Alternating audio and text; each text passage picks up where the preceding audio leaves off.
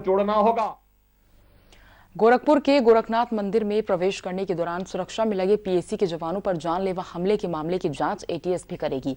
रविवार को गोरखनाथ मंदिर के मुख्य गेट पर जब मंदिर के अंदर प्रवेश करते समय एक युवक को पीएसी के जवानों ने रोका और तलाशी लेने की कोशिश की तो उसने पीएसी के एक जवान के पैर में और दूसरे की पीठ में धारदार हथियार से हमला कर दिया था। दोनों ही घायल सिपाहियों का इलाज अस्पताल में जारी है और दरअसल रविवार रात ये पूरा वाकया गोरखनाथ परिसर में मुख्य गेट पर सीएम योगी के निवास के पास हुआ है, जब एक शख्स ने दो सिपाहियों पर धारदार हथियार से हमला कर दिया। आरोपी अल्लाह अकबर का नारा लगाते हुए मंदिर में प्रवेश कर रहा था और इसी के दौरान गेट पर तैनात सुरक्षा कर्मियों ने उसे रोकने का प्रयास किया, जिस पर मुंबई से आया शख्स ने धारदार हथियार से ताबड़तोड़ हमला कर दिया और वारदात को देख आसपास के सुरक्षा कर्मियों ने आरोपी को धर दबोचा। फिलहाल आरोपी मुर्तजा अब्बासी से पूछताछ जारी है, साथ ही मंदिर को सील कर दिया गया है। घायल सुरक्षा कर्मियों का गोरखनाथ चिकित्सालय में इलाज चल रहा है। ये गोरखपुर का ही रहने वाला है, इसका नाम अहमद मुर्तजा है और इसके बारे में हम लोग छानबीन कर रहे हैं। इस दौरान जब ये हमला कर रहा था तो धार्मिक नारे भी दे रहा था, तो इस पूरे प्रकरण में हम किसी भी पहलू को रूल आउट नहीं कर सकते हैं, खास करके हम टेरर एंगल को रूल आउट नहीं कर सकते हैं और सभी पहलुओं पर हम छानबीन कर रहे हैं। दो हमारे जवान गंभीर रूप से घायल हुए थे, गोपाल गौड़ और अनिल पासवान। दोनों को चूँकि बगल में ही मंदिर का अस्पताल है, उसको तत्काल वहाँ पे उपस्थित पुलिसकर्मियों ने हॉस्पिटल ले जाते हैं, जहाँ उनका फर्स्ट एड हो जाता है। वहाँ डॉक्टर्स ने बड़े अच्छे ढंग से उसको हैंडल किया। काफ़ी ब्लड लॉस हो रहा था, उसको उन्होंने टाइमली ट्रीटमेंट दी, जिससे वो स्टेबल हुए और स्टेबल होने के बाद उनको बीआरडी मेडिकल कॉलेज भेज दिया गया है, जहाँ उनके अग्रिम इलाज चल रही है। प्रत्यक्षदर्शी महिला ने क्या कुछ कहा है, आइए सुनते हैं। मेरा नाम मंजू साहनी है। मैं अभी गोरखनाथ गेट पर क्या हुआ है? गोरखनाथ गेट पर कोई अचानक आदमी बड़ा सा हंसुआ लेके अचानक पुलिस वाले पर हमला किया है।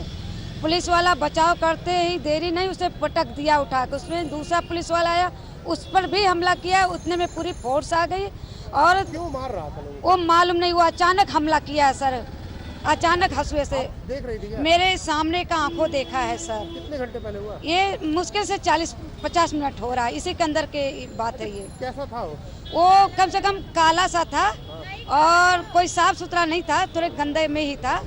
न ज्यादा गंदगी में था, न ज्यादा साफ सुथरा था वो। और पता चला क्यों मार रहा था? नहीं सर, इसका भी पता नहीं चला। वो अचानक हमला किया पुलिस वाले पर। पुलिस वाले जवानों के ऊपर मार रहा था क्या? हाँ, पुलिस वाले पर ही हमला किया, तुरंत उठा के पटका और तुरंत मारने भी जाए तो उतना दूसरा पुलिस वाला किया, उसे पे हमला किया है ये। और उतने पुलिस वाले घायल हुए? पुलिस वाले सर 3-4 तो घायल जरूर होंगे। उतना में मैं अपनी जान बचा के खुद एटीएम के अंदर छिपी थी सर।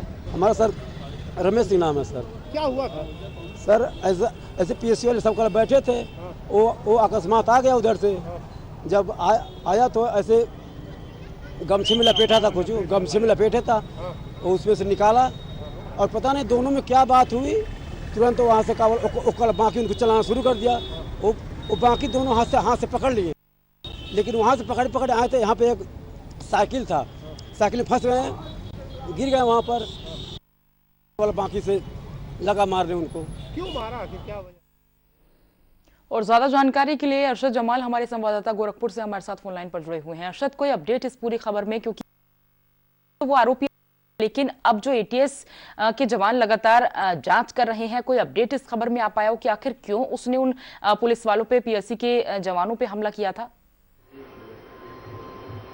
देखिए, आज जिस तरह से देखा जाए जांच आगे बढ़ रही है और आज जांच को देखते हुए 5 एजेंसियां इस पे पूरी तरीके से काम कर रही हैं और एटीएस ने इनके परिवार वालों से, खास करके इनके पिता से पूछताछ शुरू कर दी है। ऐसे में ये तार जोड़ा जा रहा है कि आखिर कहीं किसी आतंकी गतिविधियों के साथ ये युवक संलिप्त तो नहीं था। इसको लेकर पूरी तरीके से जांच हो रही है और मामला दर्ज कर लिया गया है। फिलहाल पूछताछ जारी है। अब पूछताछ में क्या क्या चीजें निकल कर आती हैं, उस पर लेकर पूरी तरीके से तफ्तीश की जा रही है।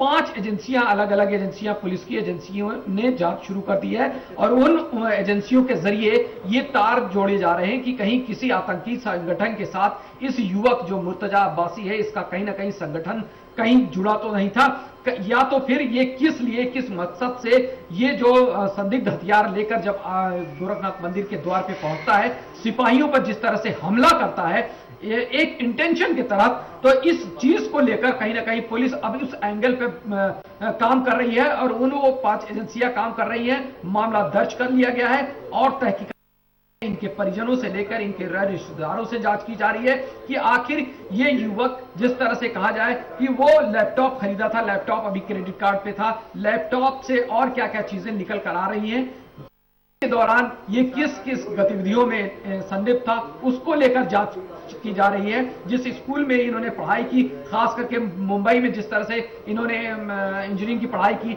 वहां जांच की जा रही है कि वहां से इनका क्या संबंध था, कहां ये रह रहे थे, कौन कौन से एटीएम या और भी चीजें इस्तेमाल कर रहे थे। तो ऐसे में अब जब ये 5 एजेंसियां जांच कर रही हैं, ये तहकीकात निकल कर आएगा कि इनका कहीं ना कहीं क्या कनेक्शन था, इस पर पहलुओं पर पुख्ता जांच की जा रही है। क्योंकि किस तरह से देखा जाए गोरखनाथ मंदिर के मेन द्वार पे जिस तरह से इस घटना को अंजाम दिया जाता है, तो कहीं ना कहीं ये जिस चीज को देखा जाए कि मुख्यमंत्री का खास करके कहा जाए आवास रहता, मुख्यमंत्री अक्सर आते हैं यहाँ पर, तो इस चीज को लेकर खास करके पुलिस प्रशासन जो है पूरी तरह से मुस्तैद है कि हम हर एंगल पर जांच करेंगे और पूरी तहकीकात होने पर ही इसका खुलासा किया जाएगा कि आखिर ये मेन मकसद इस युवक का क्या था, किस मकसद को लेकर यहां तक पहुंचा था, उसको लेकर पूरी पहलुओं पर एक एक बिंदुओं पर जांच चल रही है।